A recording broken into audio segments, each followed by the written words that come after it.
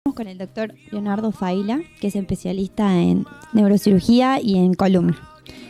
Bueno, queríamos más o menos conocer a nivel de la columna cuáles eran las enfermedades o los problemas más comunes que existen. Mira, en la columna los problemas más comunes es el dolor de columna, el dolor lumbar, y después el dolor ciático, tan conocido, digamos, por la gente que muchas veces dice, ay, me duele el ciático. Muchas veces ni sabe qué es, pero le duele el ciático. Entonces vamos a hablar de las causas de dolores de columna. Primero está, por ejemplo, la predisposición. A medida que pase el tiempo, o un esfuerzo, o el sedentarismo, o el sobrepeso, esas son algunas de las causas del dolor de columna. Uno ante un dolor de columna lo primero que hace es tomar un analgésico simple que siempre hay en la casa, un ibuprofeno, un paracetamol. Si con eso pasa, usualmente está bien. Si con eso no pasa, lo correcto es consultar con un médico y hacer unas sesiones de kinesiología, fisioterapia, osteopatía. Si con eso pasa el dolor y las molestias, bien. Si con eso no pasa, ya concurrir a un especialista en columna. En nuestro caso hacemos cirugía mínimamente invasiva. Por ejemplo, vamos a hablar ahora de la hernia de disco. ¿Qué es un disco? Un disco intervertebral es una gelatina medial con una envuelta de unos ligamentos. Entonces eso forma un disco intervertebral y se encuentra entre dos vértebras. En este caso vamos a hablar de la columna lumbar. Muchas veces eso se rompe y una porción protruye y comprime lo que pasa por el costadito, que son los nervios. Esos nervios lumbares, en este caso, van a formar algo que se llama plexo lumbosacro. Ese plexo lumbosacro forma el nervio ciático y es el dolor de pierna. Cuando el paciente dice, ay, me duele la pierna, o toso y me duele la pierna, o toso y me duele la espalda, es porque hay un disco que está roto y hay que tratarlo. Más aún cuando hizo fisioterapia, tomó analgésicos, hizo reposo y no se dio el dolor, eso es un signo de alerta. No quiere decir que de buenas a primeras me voy al médico asustado, no.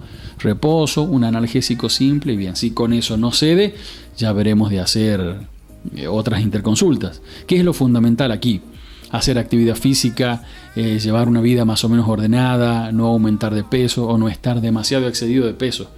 Pero también recién he hablado con ustedes que más importante que el peso es la actividad física.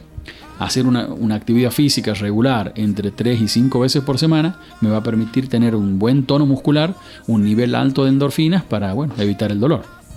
Al momento de realizar una actividad física, ¿hay que tener algún tipo de cuidado para evitar alguna lesión?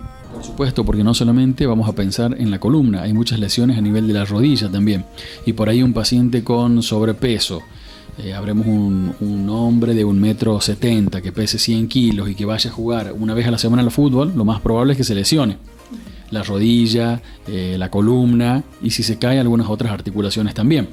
Entonces, ¿qué es lo fundamental? Consultar con un médico qué ejercicios son los que puedo realizar. Por ejemplo, alguien con sobrepeso debería hacer o pileta, o si no, actividades con bajo impacto como caminata, escalador, bicicleta sentado o la bicicleta tradicional, que sería la de spinning. Y en el caso de ya poseer alguna lesión en la columna, ¿hay que tener más cuidados o con los mismos basta?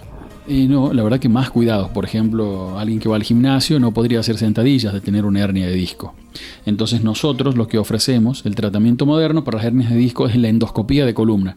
¿Qué es lo que se hace? Se hace un abordaje muy pequeñito y desde ahí se trabaja con un sistema tubular, con un sistema de endoscopio a través de esa ventana y sacamos el pedacito de hernia que molesta. Ya no se saca todo el disco, entonces lo que evita futuras lesiones de ese lugar. Uno lo que hace es sacar el pedazo de disco, coagula con un láser, lo sella, al disco y con eso soluciona el problema. No digo que es para el 100% de los casos, pero un 90% seguro. Y lo que hoy se hace es evitar la instrumentación, que es poner tornillos en la columna, en muchos niveles. No sé si acá se ve, esto es un tornillo, por ahí tengo para mostrar a los pacientes, que es lo que ya tratamos de no hacer. No es que no se haga, repito, pero se hace cuando es estrictamente necesario, que estamos hablando de un 10% de los casos. ¿Y la endoscopía de columna que realizan ahora tiene algún riesgo o es menos riesgosa que en el caso de los tornillos?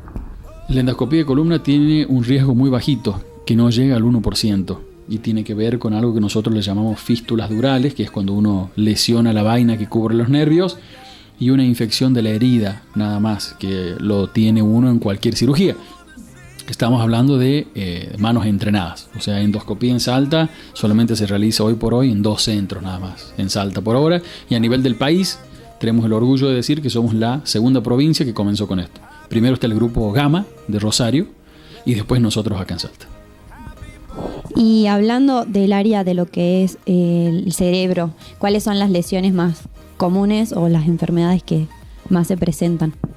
A nivel cerebral, por ejemplo, si hablamos de una patología tumoral, lo más frecuente es una patología benigna que se llama meningioma, que es un tumorcito formado de una parte que se llama meninges del cerebro, que es como unas vainas que cubren al mismo. Ese es el tumor más frecuente, por hablarlo, y siempre con el objetivo y con la premisa de la mínima invasión.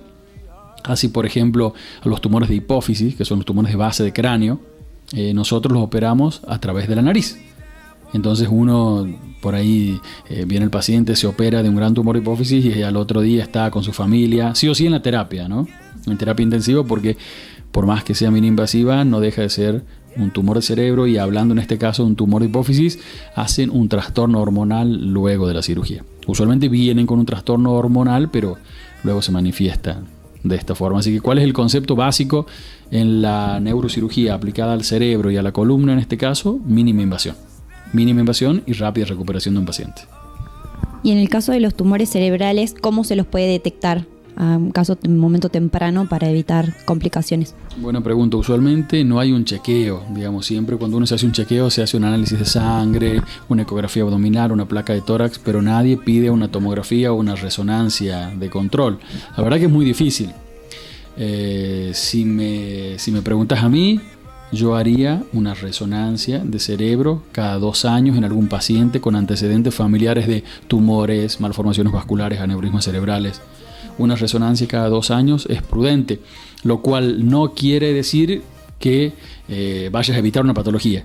Quiere decir que vas a disminuir las probabilidades de que te agarres esa patología, de que puedes llegarle a tiempo.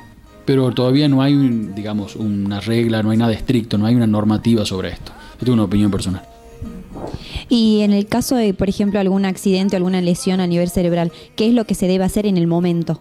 Lo mejor es inmovilizarlo, la parte cervical, no moverlo, no llevarlo de un lado al otro, inmovilizarlo, y siempre tiene que haber un líder en ese grupo. Uno llega, alguien lo calma al paciente, otro ve de estabilizarlo, de no moverlo, y la tercera persona ya está llamando al servicio de emergencias. Tratar en lo posible de no trasladarlo, de no subirlo a un auto, no tirarlo en una camioneta y llevarlo a un hospital, a no ser que se encuentre en algún lugar inhóspito, por supuesto.